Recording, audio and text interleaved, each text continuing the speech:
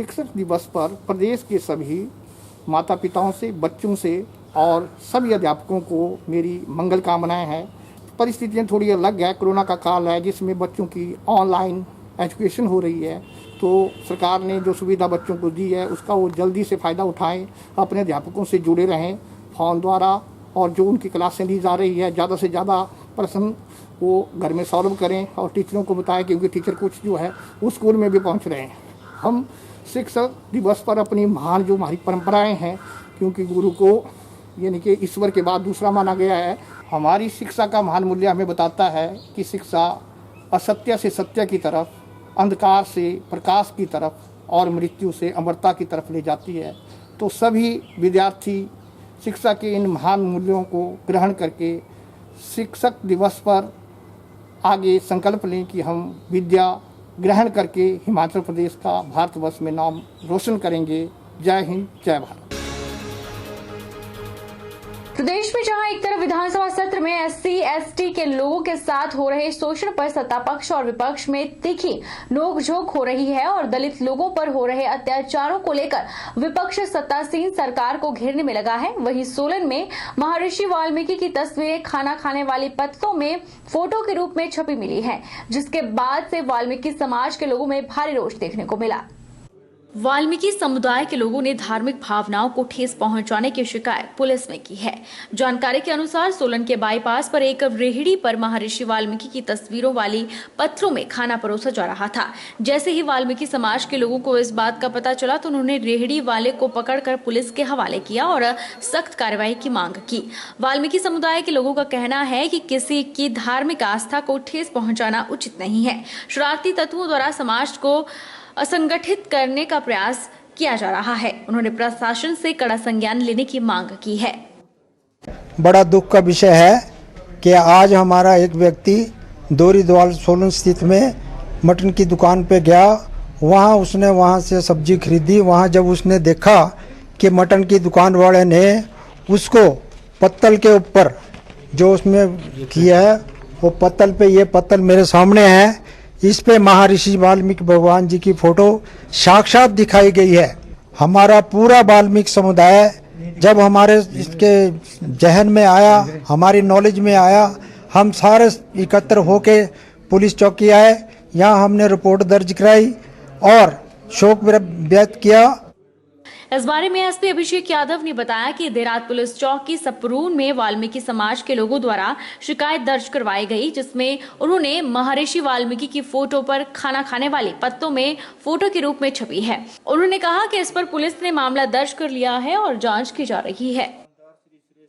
कल सपरून चौकी में हमें शिकायत पत्र मिला, जिसमें वाल्मीकि समाज के लोगों ने ये बताया कि उनको कुछ कागज़ की प्लेटें, कुछ आपत्तिजनक तस्वीर या जिन पे उनको आपत्ति है, इस तरीके की प्लेटें मिली। तो उनकी शिकायत पे हमने प्रीलिमिनरी इन्वेस्टिगेशन की और हमने इसमें मुकदमा दर्ज किया है 295 IPC में, और मामले की इन्वेस्टिगेशन जारी है और इन्वेस्टिगेशन के आधार पर जो भी सामने आएगा हम कार्रवाई करेंगे। नूरपुर की पंचायत सुलियाली के गांव देव भराड़ी वार्ड नंबर 13 नराड बस्ती के रास्ते का आधा अधूरा काम छोड़ने के चलते नराड बस्ती के लगभग 10 परिवार ने पंचायत के प्रति रोष प्रकट किया। यह रास्ता लिंक रोड से नराड बस्ती तक मंजूर हुआ है। नराड बस्ती के लोगों ने बताया कि रास्ते के लिए सरकार द्वारा मनरेगा में 5 लाख रुपया मंजूर हुआ है और कुछ दिन काम चला। पंचायत द्वारा काम सही ढंग से न करवाने के चलते बस्ती के ही एक व्यक्ति ने 1100 नंबर पर शिकायत दर्ज करवा दी। फिर इस शिकायत के आधार पर पंचायत सेक्रेटरी और पंचायत जेई वहां आए और उन्होंने काम सही ढंग से करने के लिए कहा। बस्ती वालों ने बताया कि सेक्रेटरी द्वारा पता चला कि इस काम के लिए 190 बोरियों सीमेंट की मंजूरी मिल चुकी है, लेकिन जब काम को रोका गया तो उस समय सीमेंट न होने का बहाना लगाया गया था, जो एक जांच का विषय है। 30 जुलाई को इस रास्ते का काम बंद हो गया है, जो अभी तक शुरू नहीं हुआ है। गली का काम है जो कि नराड बस्ती से शुरू करवाया गया था, इसके नाम से शुरू हुआ था और ये काफ़ी दिनों से इसमें थोड़ी सी प्रॉब्लम आ रही थी। पहले तो 1100 नंबर राजेंद्र जी ने काम बंद करवाया था, जिसके कि ये काम ठीक ढंग से नहीं कर रहे थे। प्रधान मेंबर वगैरह इसने 1100 नंबर पे कंप्लेंट करवा के ये काम बंद करवाया। फिर सेक्रेटरी जेई वगैरह उन्होंने आया और जो काम ढंग से नहीं हो रहा था, उन्होंने ठीक करवाया। उसकी वजह से ये प्रधान चिढ़ गए कि हमने काम नहीं करवाना, आपने 1100 नंबर पर कंप्लेंट करवा दी। जैसा कि मुझे जानकारी मिली है अपने वार्ड मेंबर और सेक्रेटरी साहब से कि ये काम इसलिए रुका था कि इसकी टाइल की पेमेंट नहीं हुई थी बैंक के नाम। अब उसमें 50% पेमेंट डल चुकी है और मुझे लगता है कि ये शीघ्र ही काम शुरू होने जा रहा है। इसमें जो समस्या थी उसमें टाइल की पेमेंट नहीं हुई थी।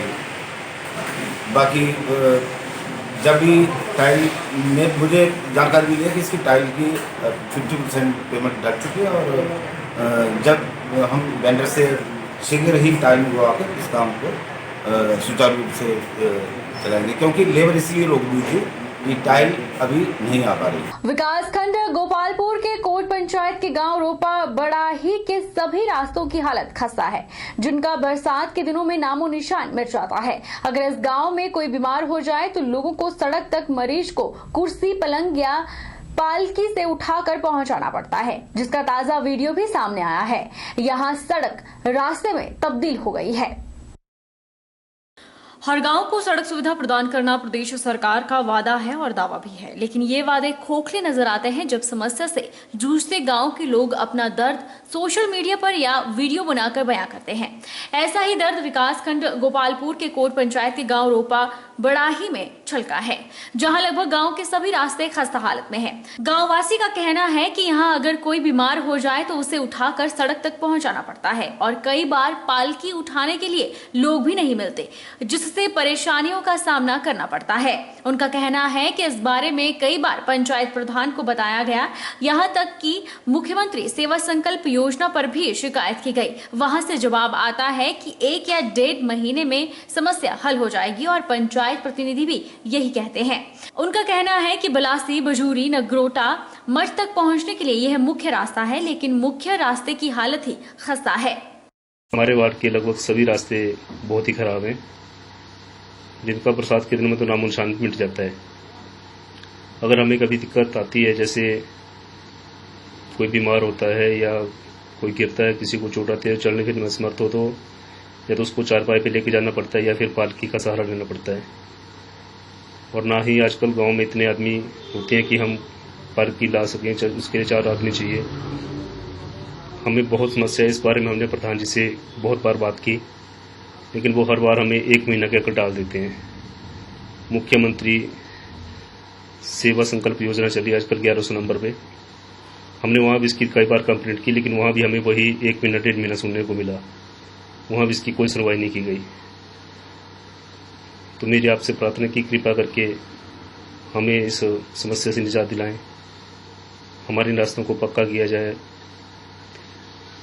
और ये हमारा अकेला गाँव नहीं है, इसमें बजूरी, पलासी, अपर पलासी, लखियान, नगरोटा, मठ, बटेड़, इन सभी गाँवों को पंचायत जाने के लिए ये मुख्य रास्ता है। इस रास्ते में छोटे छोटे बच्चे भी स्कूल के लिए जाते हैं और बारिश में तो इतना पानी होता है कि बच्चों के बहने का खतरा बना रहता है। बूढ़े बुजुर्ग इसमें फिसलन भी बहुत होती है, जिसके कारण दुर्घटनाएं होती रहती हैं। हिमाचल प्रदेश के विश्वविख्यात शक्तिपीठ नैना देवी में लगभग 6 महीने के लंबे अंतराल के बाद नैना देवी रोपवे रज्जू मार्ग सेवा फिर से शुरू हो गई है। पुराना बस अड्डा के पास से ऊपर मंदिर के पास श्रद्धालुओं को पहुंचने में इस रोपवे के माध्यम से मात्र 5 मिनट का समय लगता है। नैना देवी के दरबार में पहुंचने के लिए लगाया गया रोपवे हमेशा से ही श्रद्धालुओं के आकर्षण का केंद्र रहा है। इसकी हवाई यात्रा श्रद्धालुओं को रोमांचित कर देती है। हवाई यात्रा में श्रद्धालु जहां पर गोविंद सागर झील के अद्भुत दृश्य और नैना देवी की हरी भरी पहाड़ियों के अद्भुत नजारे का लुत्फ उठाते हैं, वहीं पर बीमार, बूढ़े और विकलांग श्रद्धालुओं के लिए यह सुविधा काफी कारगर सिद्ध हो रही है। श्रद्धालुओं के आवागमन के लिए रोपवे स्टेशन को पूरी तरह से सैनिटाइज किया गया है और साफ सफाई का पूरा ध्यान रखा गया है। हालांकि रोपवे में टिकट काउंटर के आसपास गोल चक्कर लगाए गए हैं ताकि श्रद्धालु सोशल डिस्टेंसिंग के साथ अपना टिकट प्राप्त कर सके। अभी 6 महीने के अंतराल के बाद ये रज्जू मार्ग फिर से दोबारा चालू किया गया है। ऊपर नीचे स्टेशनों में साफ़ सफाई का विशेष ध्यान रखा गया है, सैनिटाइज़र किया गया है और नीचे यात्रियों के लिए गेट में सैनिटाइज़र रखा है हाथ धोने के लिए और ऊपर में भी रखा है और दोनों स्टेशनों में अच्छे से सैनिटाइजर करके आज से ये रोपवे चालू किया गया है। हिमाचल प्रदेश में सड़क हादसे रुकने का नाम नहीं ले रहे हैं, खासकर जब से अनलॉक की प्रक्रिया शुरू हुई है। इसमें और अधिक तेजी से इजाफा हो रहा है। ताजा जानकारी के मुताबिक एक भीषण सड़क हादसे में 4 लोगों की मौत हो गई। हादसा इतना खतरनाक था कि कार के परखच्चे उड़ गए और चारों ने मौके पर ही दम तोड़ दिया। दुर्घटना छोटे शिमला थाना क्षेत्र के अंतर्गत कुसुमपट्टी के कोट गहरा में हुई है। यह कुसुमपट्टी क्षेत्र की आखिरी ग्राम पंचायत है। मृतकों में सोलन और किन्नौर के लोग शामिल हैं, जिनकी शिनाख्त की जा रही है। लड़भड़ोल में पिछले दिनों 9 केस कोरोना पॉजिटिव पाए गए थे। सूत्रों के अनुसार कोरोना पॉजिटिव पाए गए लोगों में कुछ लोग लड़भड़ोल बाजार के भी हैं, जिस कारण बाजार में लोग नहीं आ रहे। लगभग 1 सप्ताह से बाजार में नाम मात्र का ही काम है। व्यापारी दिन भर यूं ही समय बिता रहे हैं। लड़भड़ोल बाजार में पसरे सन्नाटे से व्यापारी वर्ग परेशान है। लड़भड़ोल व्यापार मंडल के प्रधान सुरेंद्र सोनी ने कहा कि जब से लड़भड़ोल में कोरोना के केस पाए गए हैं, तब से बाजार बिल्कुल खाली है और कार्य बिल्कुल मंदा है। उन्होंने लोगों से अनुरोध किया है कि बाजार आएं तो मास्क लगाकर आएं और सैनिटाइजर का उपयोग करें। हमारे यहाँ लड़भड़ोल में बहुत ही धीमा कार्य रहा और यहाँ पे जो 4-5 दिनों से जो कोरोना पॉजिटिव आ रहे हैं और उस कारण के बोलते बहुत ही मार्केट में जो चहल पहल थी पहले जैसी वो ना रही और अब बिल्कुल ही मंदा कार्य चल रहा है। कई दिनों से मैं देख रहा हूँ कि लोग जो मास्क जो भी है वो नहीं लगा रहे हैं, सैनिटाइज का भी कम यूज़ हो रहा है। तो उन लोगों से हम अनुरोध है कि वो मास्क और सैनिटाइज का इस्तेमाल करें। और पिछले हफ्ते 1 हफ्ते में कोरोना के 9 केस निकले हुए थे लड़भड़ोल में और उसी की वजह से बाज़ार में कोई भी चहल पहल नहीं है, मंदी का माहौल छाया हुआ है।